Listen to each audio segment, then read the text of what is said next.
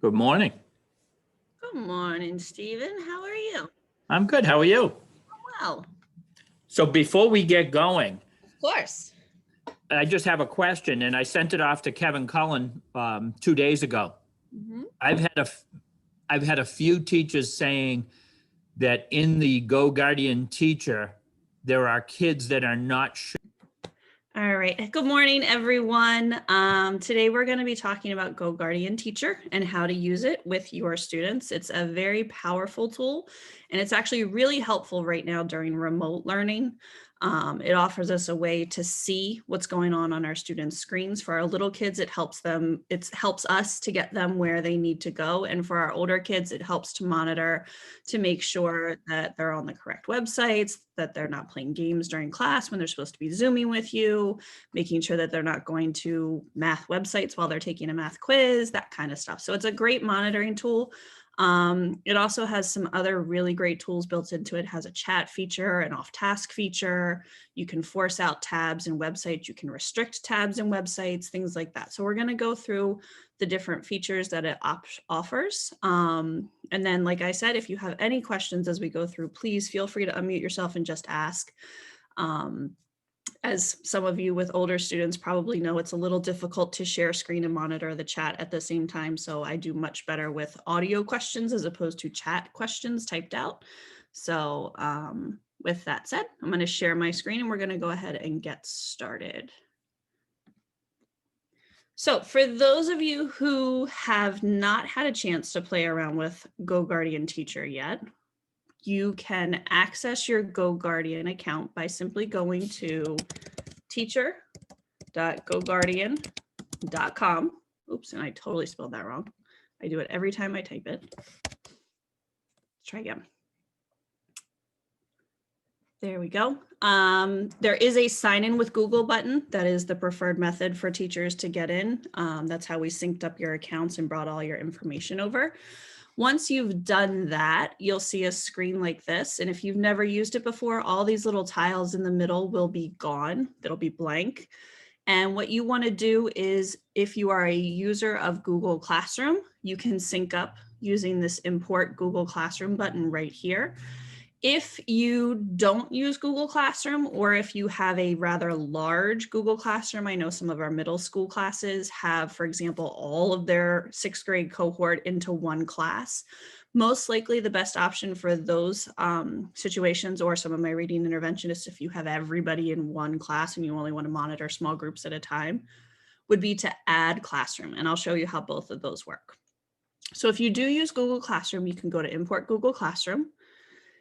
And the first time you use it, sometimes these don't pop up here in the middle. These are the classes that I'm a teacher of in my Google Classroom. So sometimes you have to click here to reconnect, and it just resyncs your Google account. You have to go through, click your name, give permission, all that kind of stuff. But since I've been clicking in and out of it, all of my classes are here. And I'm going to pull over this class, student training class, and I'm going to import it. And it shows me the students that are in my class. So these are the students I have in my class. Anybody who shows up as an email address, so like this first one up here, Linda, she's never used Go Guardian before. She's brand new to Go Guardian. She's never joined a class that I've monitored with Go Guardian, or any of her other teachers have. The ones down here that are showing up as names, those are ones that Go Guardian has been activated on their account already. So that's why they show up as a name as opposed to an email address. When you're looking at your list of students, if you notice that there's a student missing, maybe you just got a new student today, or you had a student leave today, you can use this sync button. And Go Guardian and Google Classroom are pretty good. They talk to each other approximately every 2 hours or so. But if something's happened relatively recently, you can hit this sync button and it'll contact Google Classroom right now and pull over any names that might be missing, or take out any classes that aren't, or any students that aren't there. So that's the Google Classroom sync. The alternative would be to do add classroom. And here you can give the classroom a name. So you notice with the Google Classroom, it pulled over the name the same as it was in Google Classroom. Here I have the option to give it whatever name I want. We're going to call it practice class.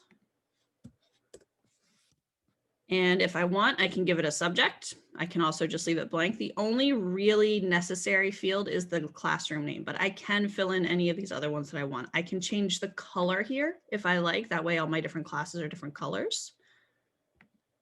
Come on. Let's pick a different one. There we go. And then I do add classroom. And once I've done that, the easiest way to bring my kids in, if I have just a typed out Google Doc list of my students' email addresses, I can just add the emails. If I have them in a CSV is a Google spreadsheet or an Excel file. If I have them in a spreadsheet, I can upload them using this, but most of us are just going to do add email. And here you would just copy and paste in your student email address, and you would just keep doing add another, and then add your students here. So I could add, let's do,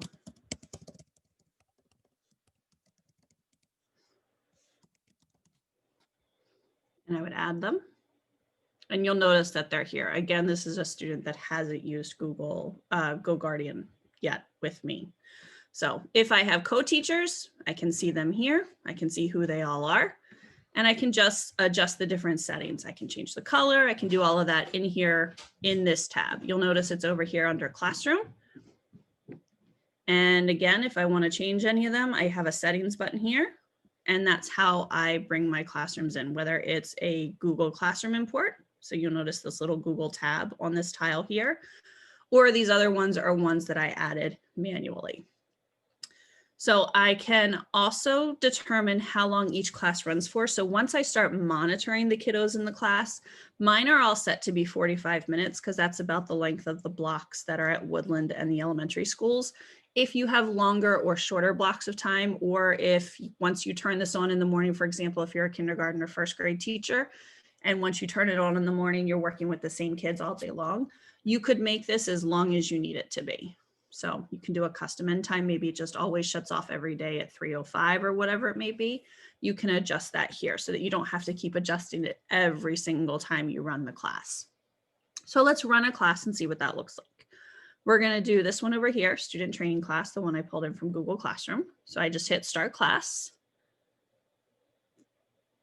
And here are my students. So I have 5 students in this class. Sorry, just waking up devices over here. And there's a couple different things going on here. So it shows me my student screens, and we'll talk about what some of these messages mean. You'll see some of them take a little while for them to actually do something to kick up. And the larger my class is, I can adjust how big and how small I see these screens. So maybe I only want to see 2 per row. I need them to be larger. Or maybe I have a really large class, so I need to see more screens at a time. I can make them smaller. So this example right here, Fred, he's fine. He's working. I have him set up over here on a Chromebook next to me, and I can see what he's doing on his screen.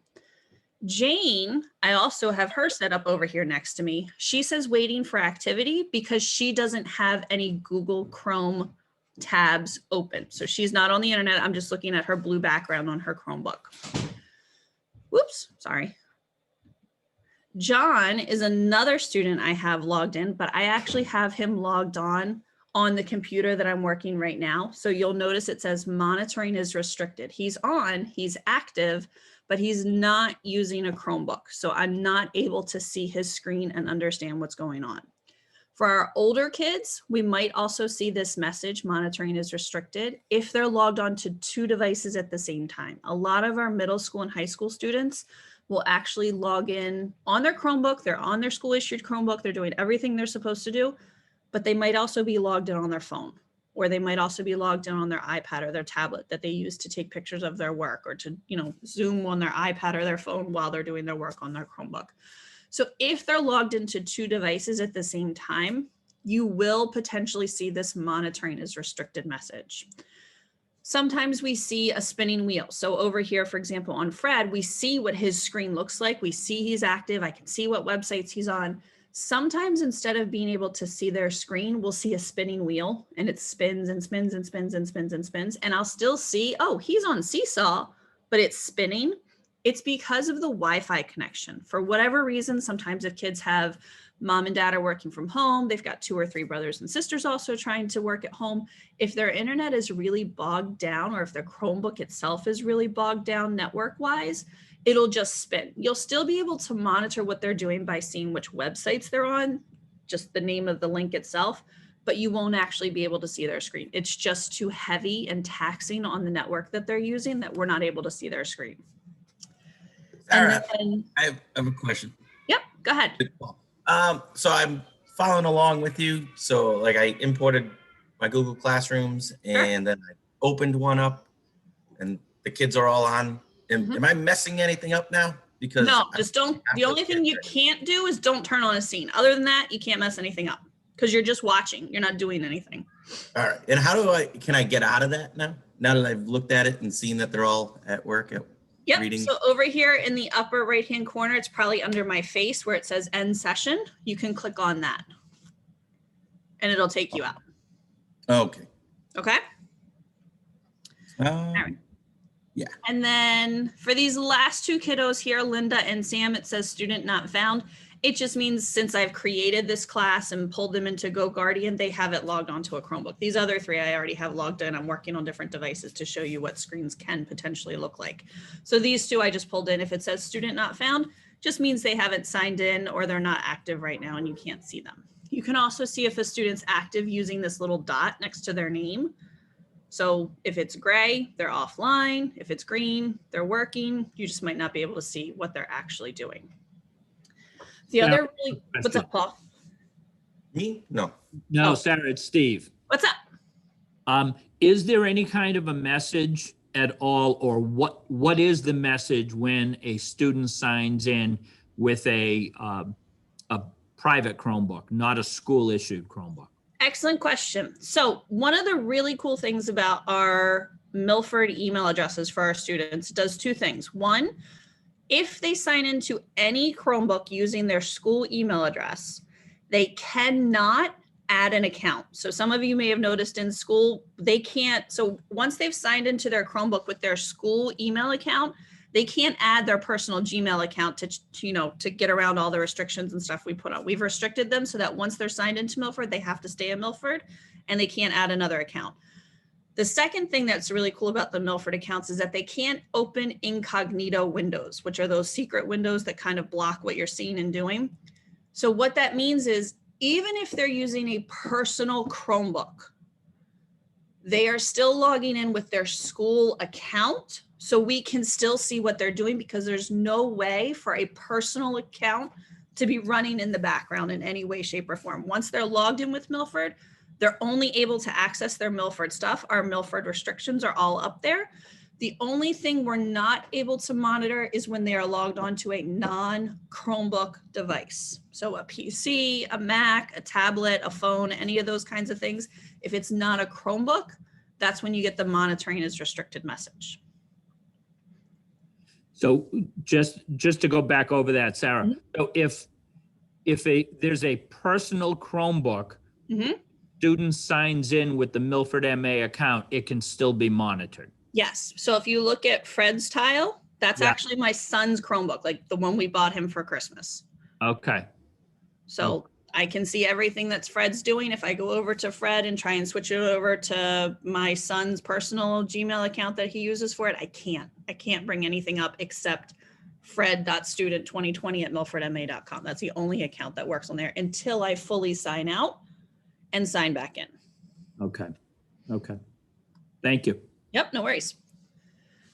The other thing that you can do to monitor your student activity are these things up here called timelines. And particularly for those students that sit and spin and spin and spin and spin and spin, and you can't see their screen. When you click on timelines, you're able to see a line of what websites they visited over the course of your class. So if they're jumping around, if they have like 10 tabs open and they're on Google Classroom, but they keep skipping back and forth to YouTube, you'll actually see little red blocks of time where they've jumped over to YouTube in and out of this particular screen that I'm on now. These timelines are available to you even after you end the class. So as long as you've run the class and you've monitored the class, even if you don't click into them while you're monitoring, if someone comes to you later, or we had an example a couple weeks ago where a teacher had a student turn in a math quiz, the score was abnormally high, but she was monitoring and she had 20 something kids in her class, and maybe she wasn't paying attention to this kid the whole entire time. But the day after the class occurred, she was able to come into these timelines and see the students skipping back and forth between a Google form and a math website to help her answer the questions on the quiz. So she was able to prove that the student wasn't just on the Google form that she wanted her to be on. So these timelines are kept historically. Even after you end the class, you can always come back into them and see what the student is doing. And then a couple other things that are pretty cool about this is you can chat with the kids. So for example, if I pull up Fred, if I click on Fred, it makes him super big. I can see the websites that he's on over here. And if I want to, I can chat with him. So I'm going to turn on his chat and I'm going to say, "Hi, Fred, how are you?"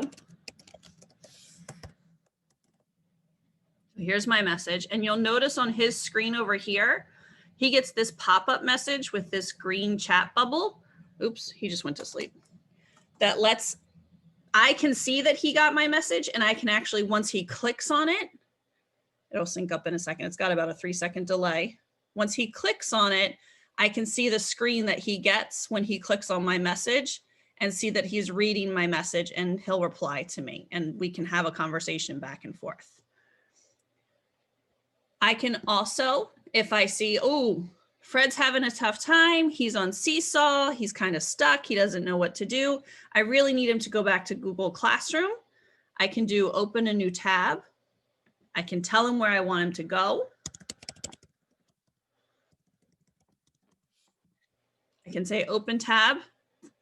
And right away on his screen, I'm looking at his screen over here to the left, it immediately pops open Google Classroom for him. And I can send him a chat and say, "Hey, Fred, you're off task. You need to be on this website instead." Or if I say, we're done with Seesaw, I don't want him looking at it anymore, over here on the side, I can close those tabs so that they're not bogging down or slowing down his machine. I can make sure that he only has open the things that he needs to have open while he's working. And if I notice that any of my students are off task, they're kind of clicking around, they're going in and out of games, I can lock their device and send them a message. And it immediately locks their screen. You can't see what Fred's screen looks like on my screen, but on the Chromebook over here, he gets a window, his whole window turns into a sleeping raccoon that says browsing is disabled. And he got a message, he got a speech bubble from me saying, let's have a chat. So once I've locked him, we've done our conversation, we've talked about whatever we need to talk about, I can click unlock and his Chromebook immediately goes back to the website that it was on and he can keep working. So I can do all of that from Google Classroom. I can do it with a single student, or if it's something that I need to do with multiple students, I can use these checkboxes and say, all right, I want all of these students to open a specific tab, and I can say what tab I want them to open. Or I want all of these students to have their devices locked. I can do that. Or maybe I want to chat with all of these students and send all 3 of them the same message. Some of our teachers like to turn on these off task alerts. And basically what that lets you do is if it notices that a student is on a game site, or if they're not engaged, or if they're not working, you can turn these on. And then on the bottom of my screen, I get kind of like a running bar that says, so-and-so is off task, or so-and-so hasn't engaged in such a period of time. So I can do all of that here too.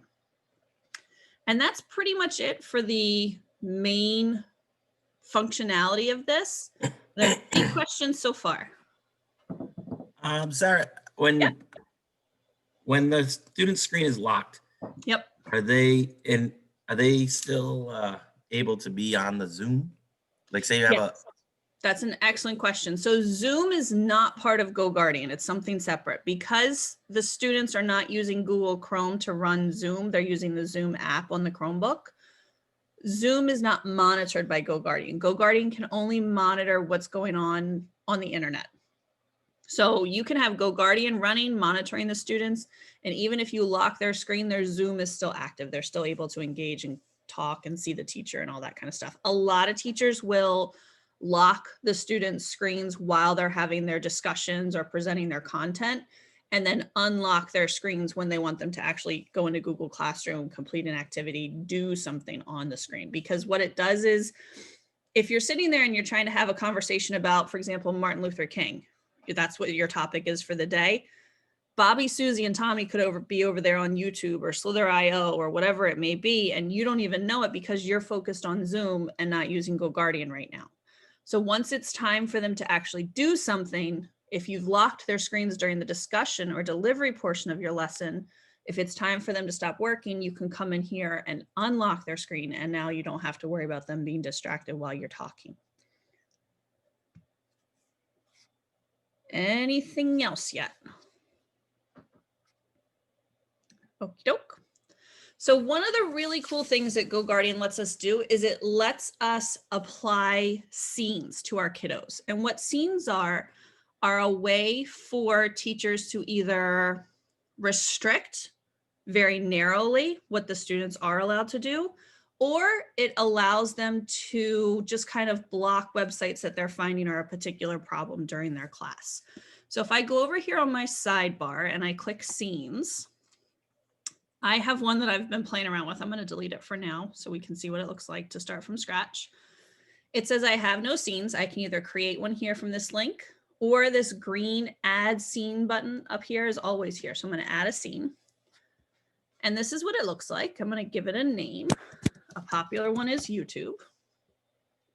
So if I scroll down, I notice that I have two modes. I have allow mode and I have block mode, and they change color for a reason because they are very different. Allow mode means that anything is open game as long as we as a district do not block it. So there are certain websites that we block as a district that students are not allowed to access. Everything is available except for what I decide to put in here. Or if I put it on blocked mode, it means that everything is blocked except what I open up for the students. My advice to teachers is when you first start using GoGuardian, watch your kids first. They're probably not as off task as you think they are. So make sure that you watch their common behavior before you decide to start implementing scenes. If you find that scenes are a problem for one or two or even your whole class, then you can come in and say, okay, I'm going to take and I'm going to block YouTube. I'm not going to allow YouTube anymore. So I'm going to come in here. I'm going to type YouTube, youtube.com. I'm going to add it. It's in my list down here.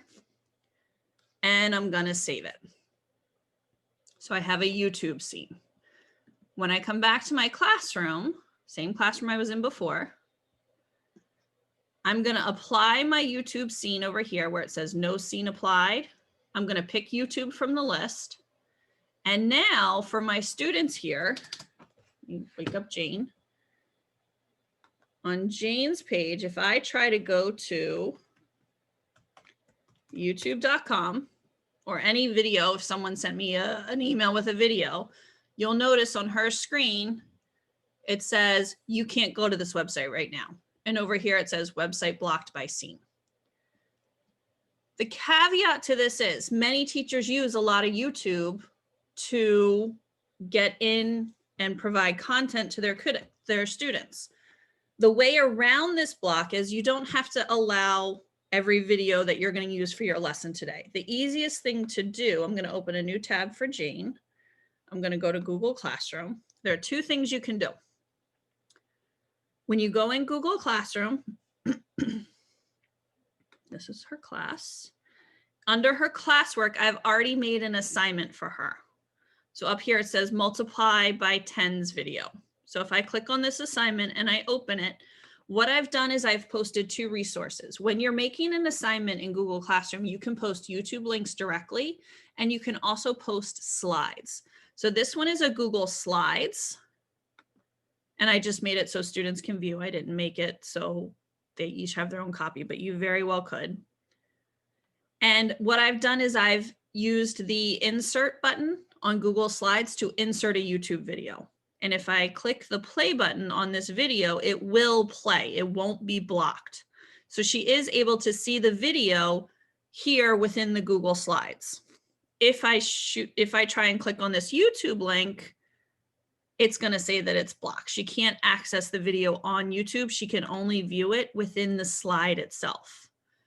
The other option, because I've embedded the YouTube video in the Google Classroom assignment itself, when I click on this YouTube link in Google Classroom, it opens the video up in a small kind of grade background of Google Classroom. It's still in Google Classroom. She's not on YouTube, but it'll play the video here as well. And if she needs it full screen, there's a full screen button. She can watch it this way.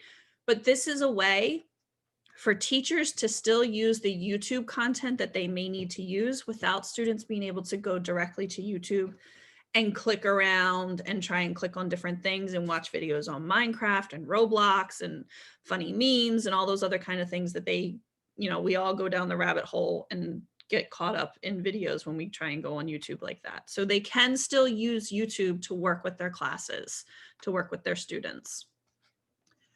The other option for scenes, so I'm going to turn the scene off for a second. The other option for scenes, instead of doing allow mode and blocking YouTube, maybe this time I want to say only Google stuff is allowed.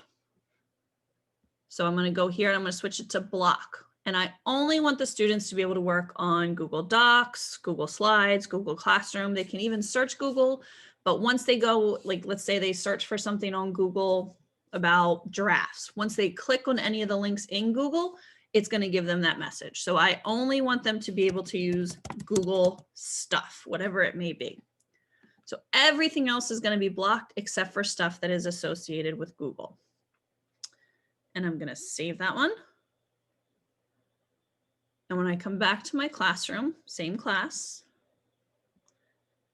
and I'm going to do my scene again. I'm going to do the Google scene that we just created. And so what you will notice, come on, Fred, wake up. So for example, Jane over here, she's in Google Classroom right now. I can manipulate all of these links that are posted in Google Classroom, but the minute I try to go anywhere else, I can do my Google search. But let's say I want to check out giraffes on Wikipedia. The second I click on any of those links, it's blocked and she's not able to see that. So she's still got her Google Classroom over here. She's still got her slides over here, but anything else is not going to show up, whether it's YouTube, Wikipedia, National Geographic, anything else is not going to work. So this is a way to make sure that your students are on task. They'll still be able to see anything that you've linked or posted in your docs or slides or classroom or whatever. They just can't get to the actual website outside of the Google domain itself. The other thing about scenes, you can't run more than one at a time. You can only have one scene active at a time. And for example, if Steve and I are co-teaching a class, I've turned on my Google scene. He can't turn on another scene on his end for the same group of kiddos. Kiddos can only have one scene applied to them at a time. So if we're co-teaching and we're both monitoring the kids, I have a scene running, he's not able to turn on a scene for those same group of kids. He's going to have to wait until I turn my scene off. You don't have to have a scene going for the entire class. Maybe you have a 10-minute exit ticket and you just want the kids on a particular website. You could go in here, have a scene set up for exit ticket. It's always on Google Forms.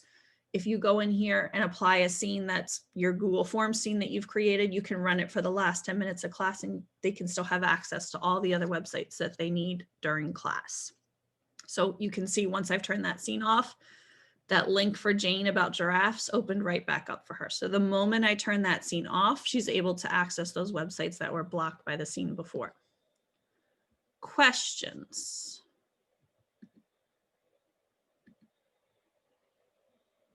All right. Let's see what else. That's pretty much it. The student groups is actually new. What it allows you to do is kind of like reading groups or workshop groups. You can do random groups of students, or you can do custom groups of students. And the reason it does this, so for example, if I do random groups of students, let's do 2 students in each group. Probably should just type 2. It'll show me which students are in which group. And then I can turn it on. Let me move you guys. You're sitting on top of my thing. So I'm going to save. And what it allows me to do is it puts these kiddos in 2 groups by themselves and allows me to say, okay, for this group, I want them to go to this website. And then down here for this group, I want them to go to this website. So I can take my reading groups or my workshop groups or my research groups or whatever it may be. And without having to click and find all of those students within my class, I already have them sorted. I can just say, okay, this group's going to go here and this group's going to go there. And this group I want locked because we're going to do our conversation right now in our breakout room. So their screens are going to be locked. Everybody else is working on their worksheet or their website or their research or whatever it may be. If you find that there's been situations where there's one particular student in a class who's having trouble, for example, can't stay on task, is constantly playing games, things like that. You can't take a scene and apply it to one kid. The scene applies to the whole class. So the best thing to do in those situations, because this question has been asked before, is to take a class. You can run multiple classes at the same time. So for example, if I'm teaching US history right now and Steve's causing problems in class, I can go to Classroom. I can create a new class that is just Steve. And then I can run my history class and my Steve class at the same time and apply a scene in the Steve class to prevent Steve from doing what I need him to do. So that way I can monitor this student, I can restrict this student, but still monitor the rest of the class without having them be restricted by Steve's behavior and the things that I need to do to make sure that he's on the right path. And that's the only workaround I've found for applying a scene to a particular single kid. You just have to make a separate class for that particular student.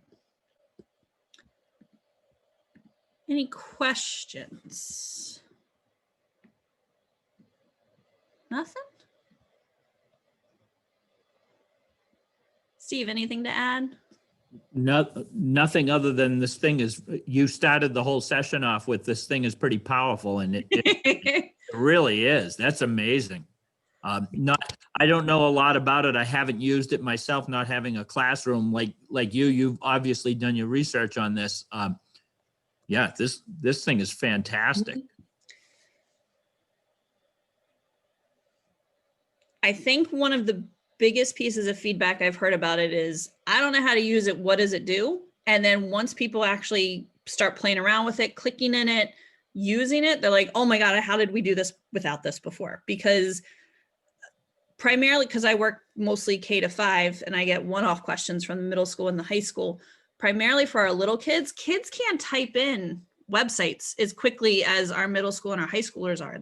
They're still learning their letters. They don't know how to spell things. And we found out that we can't send direct links to them using the chat in Zoom on the Chromebooks. So to be able to force out a website to a kid and just have it open up for them is really powerful. So for our teachers who are using Lexia, or if you're sending them to a specific ABCya game or something like that, before GoGuardian, we had to say, okay, minimize your Zoom, open your Google Classroom, go to your Bitmoji Classroom, like whatever tool they were using to share websites. Now you can just send it out to everybody and it's open and they don't have to click on anything. It's right there on their screen. Just tell them to count to 5. It's got about a 3 or 4 second delay in getting through. So having the kids count to 5 or count to 10, it'll show up on their screen and they're off and running. No more of that trying to double screen and all that kind of stuff and tabs here and there and this one and that one. Like, it's so much easier for the little ones.